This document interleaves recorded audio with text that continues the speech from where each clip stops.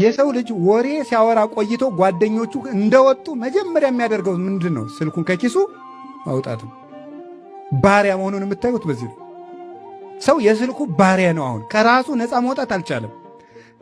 የራስም ጭምር ባሪያ ለመሆን ቅዱስ ጳውሎስ ምንድን ያለው?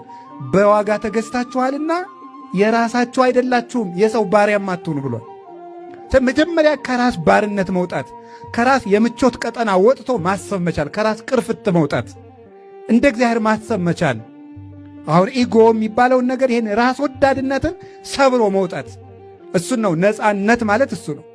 ከኃጢአት ተናዘዙ፣ አትዘሙቱ፣ አትስፈኑ፣ እንዲህ አትበሉ የሚባለው የዚያ ነገር ባሪያ አትሁኑ።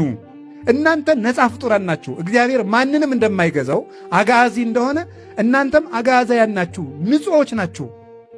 የማንም ባሪያ መሆን አይለባችሁም ነው። አሁን ከዛሬ ጀምሮ ማሰብ ያለብን ምንድን ነው? እኔ እግዚአብሔርን የምመስል ፍጡር ነኝ። እግዚአብሔርን የምመስለው አንዱ ደግሞ በምንድን ነው? በነፃነቴ ነው።